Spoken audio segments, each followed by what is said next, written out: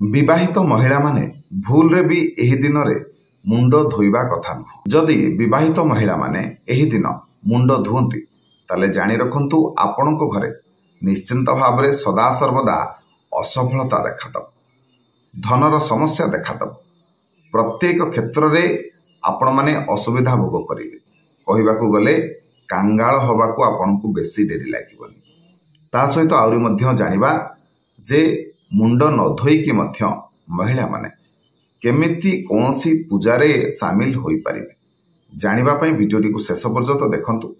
एवं ता सहित आहुरी मध्य जानिबा महिला मानकर केउ सबु भूल जोगु होई थाए तांकर सर्वनाश जानिबा पई वीडियोटी को शेष पर्यंत देखंतु। नमस्कार, मु मनोज दास, स्वागत आपण मान आजिकार ए वीडियो रे। आम हिंदू धर्म रे एमती बहुत किछि परंपरा अछि जो थे निहाती भाव में समस्त नीति नियम को बहुत प्राधान्य दि जाए। आ खास करके जो महिला मान कथा कहवा सबू पूजा पार्वण कथा कहतु प्रत्येक कर्म रे निहाती भाव में महिला मानकर एक स्वतंत्र स्थान अच्छी कहवा गले से पूजा हो पारन। तेणु निहाती भाव में नीति नियम अधिका पालन करने को पड़े क्या माँ मान नारी मान। तेणु नारी मानकर विशेष भाव जदि भूल रहे को जगार छोटिया भूल भी हो जो से संपूर्ण से पूजार फलटी मिल पारे जदि छोटिया भूल टिकक भी होती। तेणु समस्त माँ मान नारी मान जाना दरकार जे केउ सब भूल कले तांकर अशुभ होता है, सर्वनाश होता है, अमंगल होता है। प्रत्येक विवाहित महिला मान जे कौनसी कर्म करने पूर्व निहाती भाव में थोड़े भाविबा उचित जे जो कर्म करुछंती जदि आपण माने से विषय जानी ना से कर्म विषय ताहले पचारि बुझी करबा उचित। कहीं आपंकर छोटिया छोटिया भूल जो आपंकर असुविधा हम, आपंकर अमंगल हम।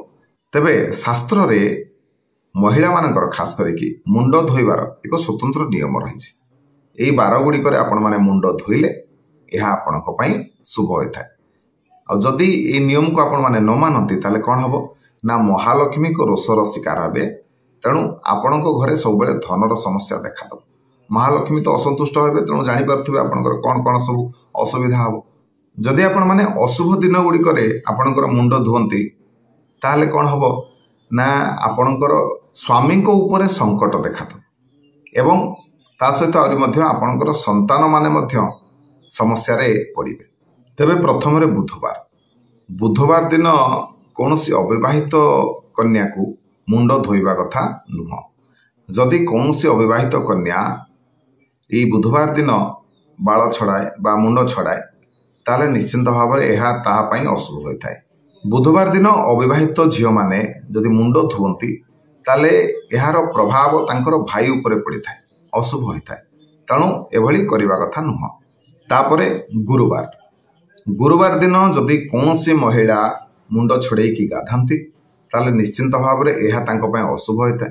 खास करके स्वामींकर आयुष कमी जाए एवं महालक्ष्मी को रोषर आपण माने शिकार हे। महालक्ष्मी आपण ऊपर क्रोध करेंगे, रागी जीवे। तेणु समस्त प्रकार असुविधा आपणकर हम। तेणु गुरुवार दिन कौन सी महिला को मुंड छड़े गाधेबा अनुचित। खाली गुरुवार दिन गाधेबेनी मुंड छड़े ता नुह। ये दिन नख मध्य काटिबेनी, घरे मध्य पोछा लगेबेनी। गुरुवार रे मध्य सफा करबा अनुचित। तापरे सोमवार दिन जदि कौन सी विवाहित महिला मुंड छड़े गाधांती ताले निहाती भाव में तांको ऊपर एक बड़ विपत्ति देखा दे था। अनेक प्रकार संकट तांको ऊपर देखा दे था। तेणु सोमवार दिन मुंड छड़े कौन सी विवाहित महिला आपण माने गाधांतु नहीं। तेबे एबे आपनको मन रे प्रश्न निहाती भाव में आसुथबो जे महिला मानकु तेबे केउ बार रे मुंड धोईकी गाधेबा उचित। देखंतु शुक्रवार दिन जदि आपण माने मुंड धोईकी गाधांती यह आपणक पई शुभ होता है। यही नियमटी को आपण माने जदि पालन करेंगे ताले आपणक घरे धनर समस्या देखा जीवनी। आपणकर स्वामींकर रोजगार रे उन्नति हबो, रोजगार बढ़िबो। आपणकर परिवार रे मध्य सदा सर्वदा सुख एवं समृद्धिर वास हबो। तेबे एबे आसंतु जानिबा जदि आपण माने मुंड धोई नथिबे ताहले मध्य केमिति कोनोसी शुभ कर्म रे कोनोसी पूजा पार्वण रे निजको शामिल कर परिबे। देखंतु नियमटी होचे एपरि जदि आपण माने मुंड मध्य छड़े नथिबे, धोई नथिबो ताहले मध्य कौन करिवे ना जदि कोनोसी पूजा रे आपण माने शामिल होबाकू चाहुचंती ता पूर्वरु आपणकर सिंथी रे सिंदूर लगांतु। सिंथीटा एभली एक जगह आज्ञा जो गंगांकर बास होता है विश्वास करा जाए। तेणु जदि आपण मैंने सिंथी सिंदूर लगेबे तेणु आपण मैंने निहाती भाव में वर्तमान पवित्र एवं जेकोसी शुभ कर्म जेकोसी पूजा आपण मैंने निजक सामिल करें। मन रखु जितेबाला भी आपण मैंने सिंदूर लगेबे से समय माँ पार्वती आशीर्वाद मिलता है। प्रत्येक दिन समस्त विवाहित महिला मान निहाती भाव में सिंदूर लगेवा दरकार। तबे सिंदूर लगेवा समय आपण मानक ये सब नियम बा नीतिर पालन करने आवश्यक। यदि छोटिया भूल गुड़िक आपण मैंने करती ताले निश्चित भाव में आपणकर सब बेले समस्या देखादेव, आपणकर असुविधा हम अशुभ हम। जानी रखु जो स्त्री जो नारी सिंदूर जितेबाला लगाए लंबा सिंदूर लगाए तार स्वामी को सबुबले समाज रे मान प्रतिष्ठा जश सम्मान ये सब गुड़िक मिलता है। जिते लंबा सिंदूर लगेबे आपणकर स्वामींकर आयुष सेते लंबा हम, आपणकर स्वामींकर मान सम्मान वृद्धि सेते अधिका हम। आपणकर सिंदूर व्यवहार आपणकर स्वामींकर उन्नति। सिंदूर लगेबार पूर्व प्रथमे से जो सिंदूर डबाटी मथारे लगाते या द्वारा कौन हम ना माँ पार्वती आपन को आशीर्वाद मिल, लक्ष्मी आशीर्वाद मिल। आउ मन रखु सिंदूर जितेबाला लगाउछंती आपणकर सिंथीटी पूरा नाक सीधा होइथिबा आवश्यक। आजिकल स्टाइल और फैशन चक्कर रे बहुत महिला कौन करछंती ना बंका करिकी सिंदूर लगाउछंती।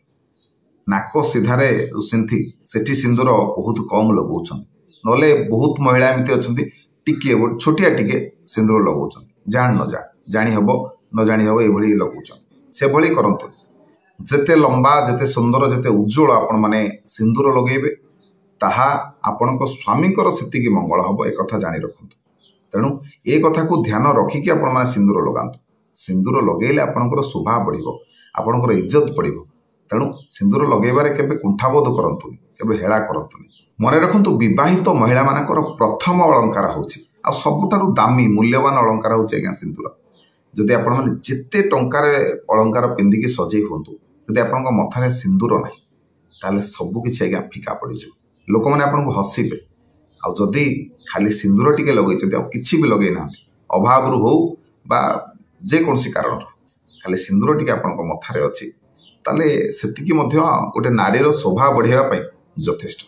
तबे अगाधुआरे केबे भी सिंदूर लगेबेनी एवं आउ को महिलांको ठारू मध्य सिंदूर आनिकी लगेबेनी, मागिकी लगेबेनी किंबा का सिंदूर रु डब्बारू आनिकी निजे लगेबेनी। ये भूल जमा भी करेंगे। तेबे आपण माने ए सब नियम गुड़िकर निहाती भाव में पालन करंतु जहाँकि आपणकर ही यह द्वारा मंगल हम, कल्याण हम। आशा करुच्ची आजिकार भिडियोटी आपण मानक निश्चय भल लगी। जदि भिडियो भल लगी था भिडियो को लाइक करेंगे, शेयर करेंगे, चैनल को सब्सक्राइब करेंगे। रही जय जगन्नाथ, जय महालक्ष्मी।